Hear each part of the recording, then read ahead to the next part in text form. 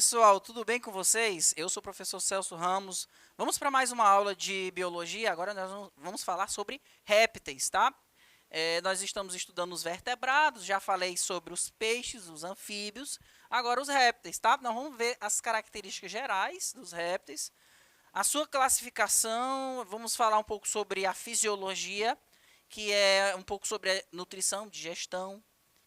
E dentro da fisiologia, além de nutrição e digestão, a gente vai entender um pouco sobre a respiração, circulação, órgãos sensoriais e a reprodução. São principais tópicos que são trabalhados sobre esse grupo, que pode cair em questões aí de Enem, de vestibular que você for fazer, tá bom?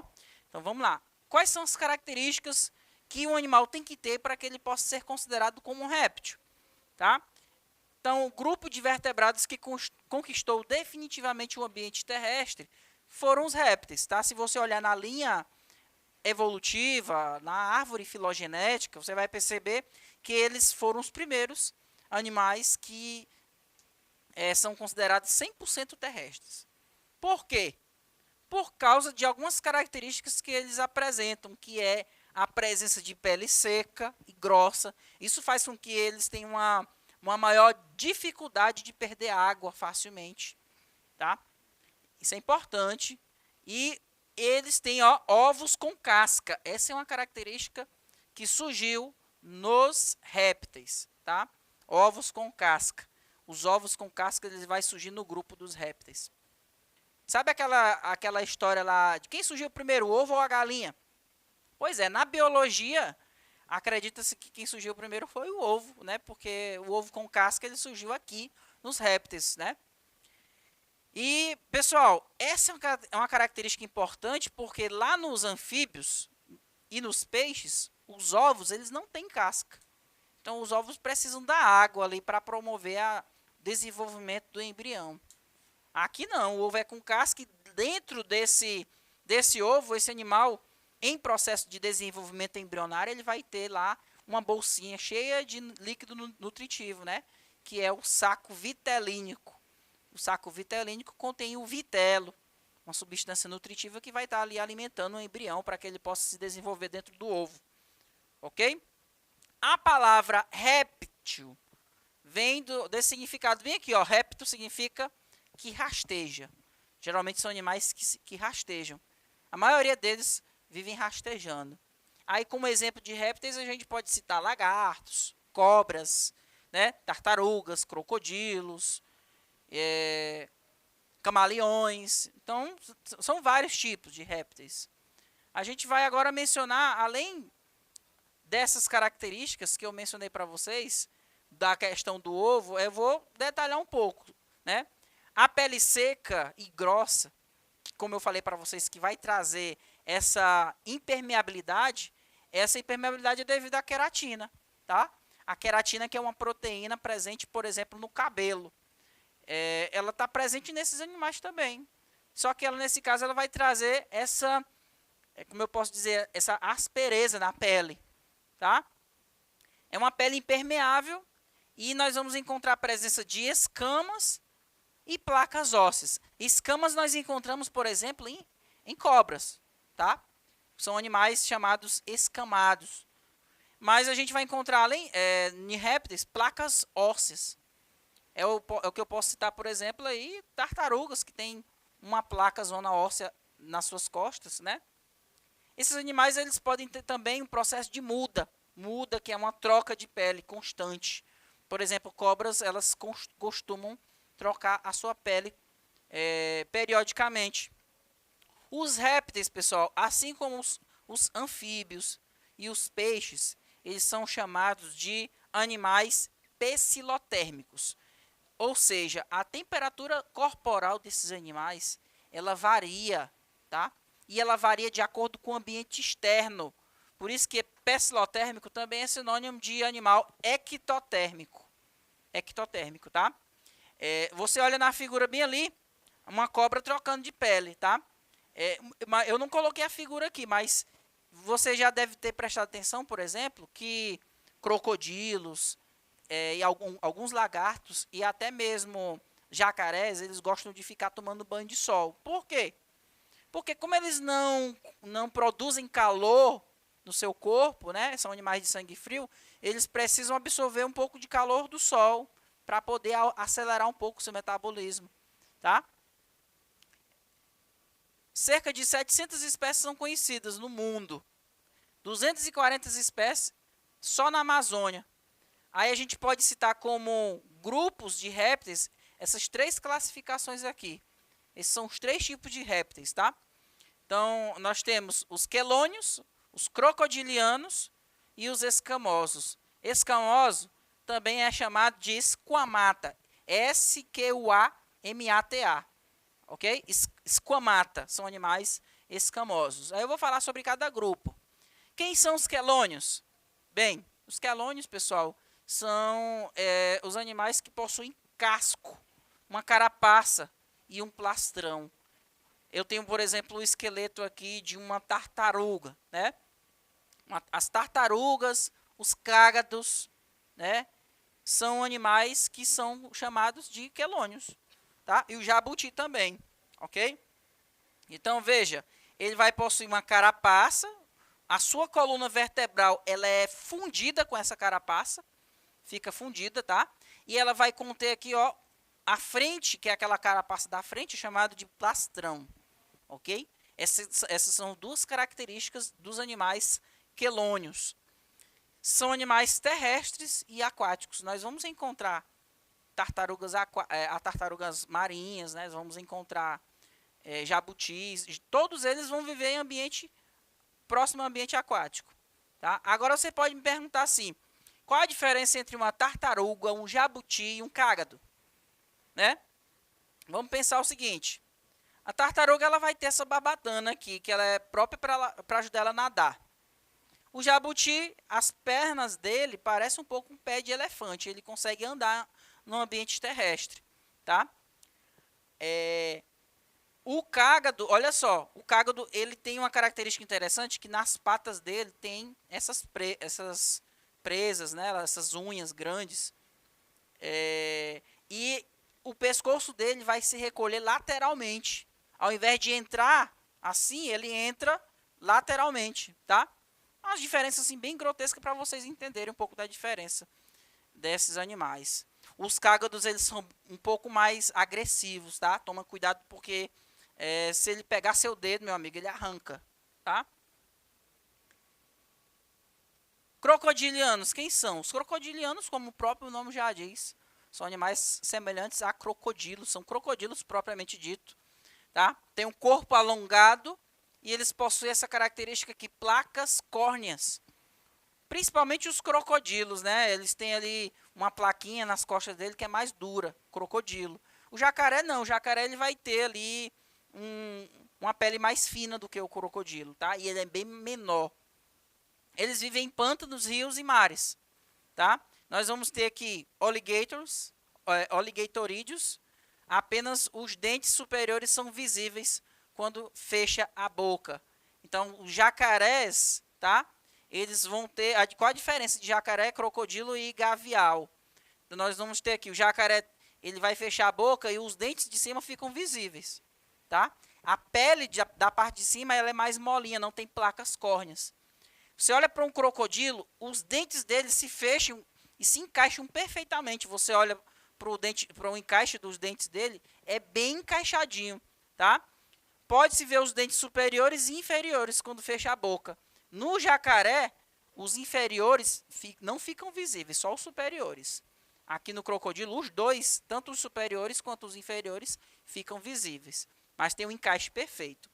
Os gavialídeos, né, é o exemplo dos gaviais, são animais semelhantes a jacarés e crocodilos. Só que a boca dele, o focinho dele é mais fininho, tá?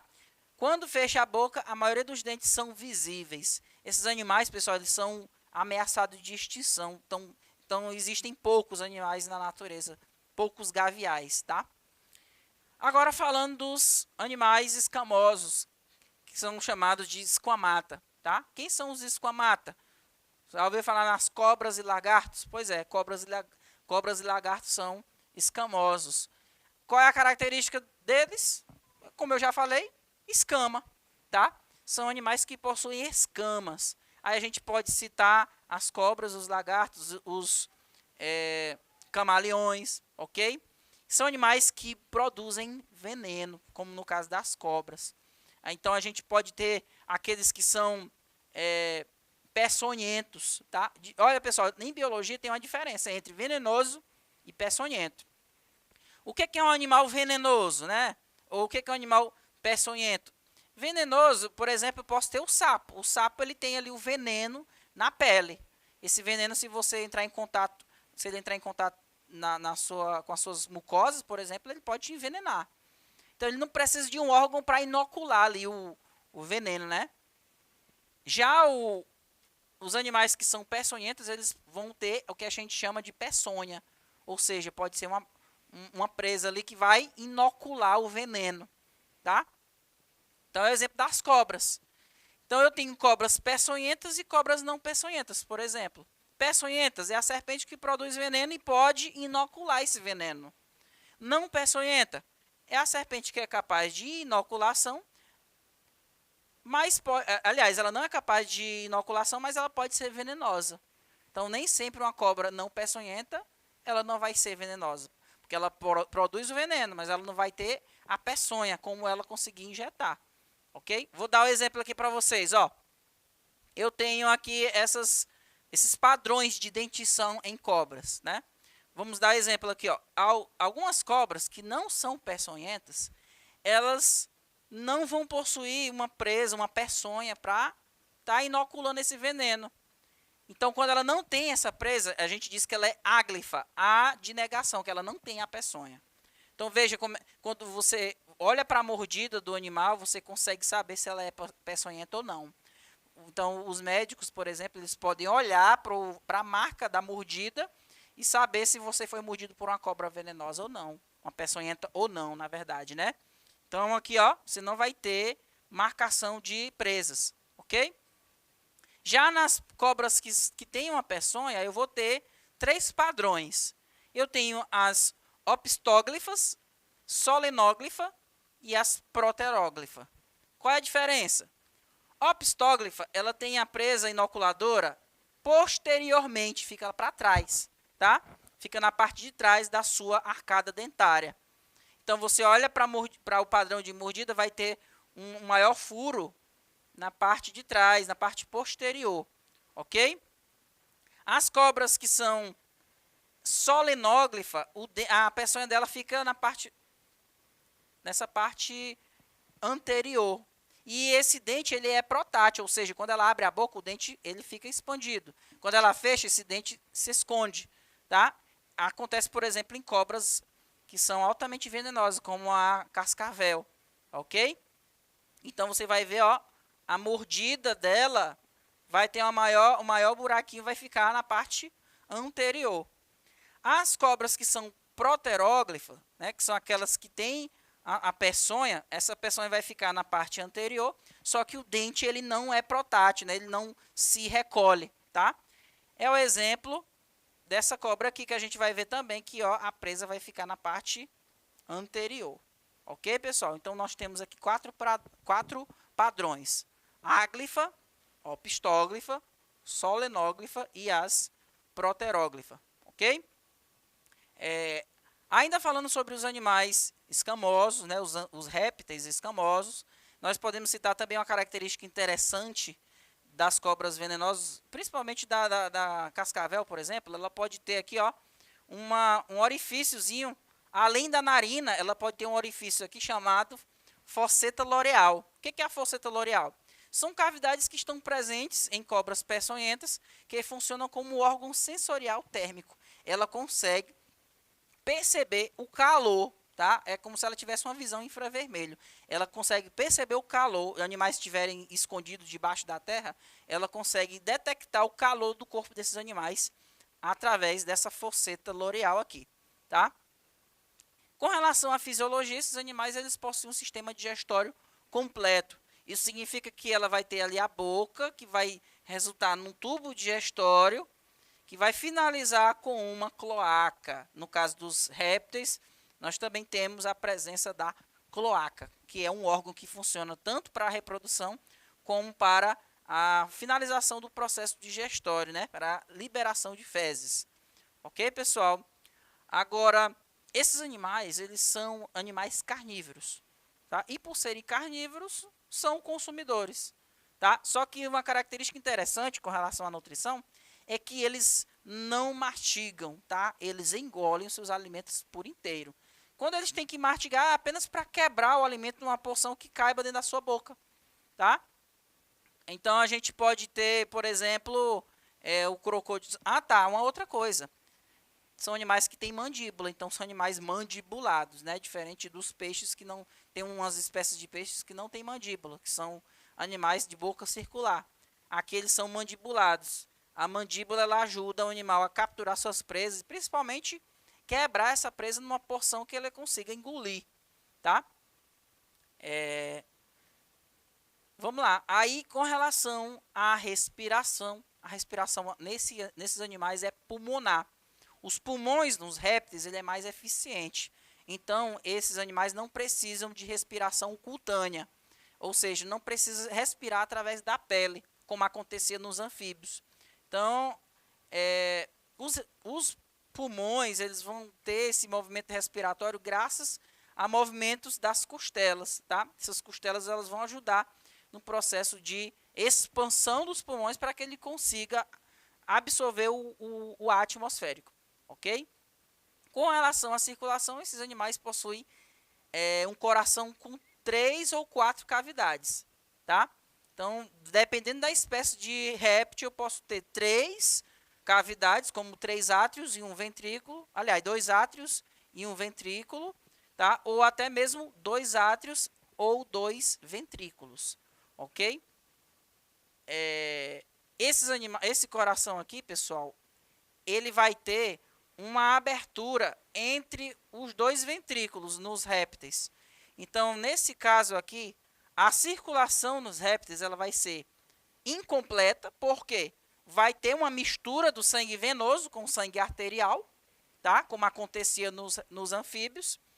A circulação vai ser dupla, porque o sangue ele vai ter duas rotas por meio do coração, vai passar 2 vezes por meio dele, e é uma circulação fechada, ou seja, o sangue ele só vai circular no interior desses vasos sanguíneos. Então, como é que acontece a circulação nos répteis? Olha aqui, ó. Quando você olha aqui, o sangue que está azulzinho é o sangue rico em gás carbônico, que é o sangue venoso, certo? Então, o sangue venoso, que é rico em gás carbônico, ele vai chegar no coração pela cavidade aqui do átrio direito, certo? Esse átrio direito, ele vai sofrer uma sístole, ou seja, ele vai contrair e vai ejetar esse sangue para o ventrículo direito. Lá no ventrículo direito, ele pode ter uma mistura aqui com sangue arterial, tá? Porque ele vai ter um ponto de contato com o ventrículo esquerdo aqui, ó, tá? Nessa região aqui.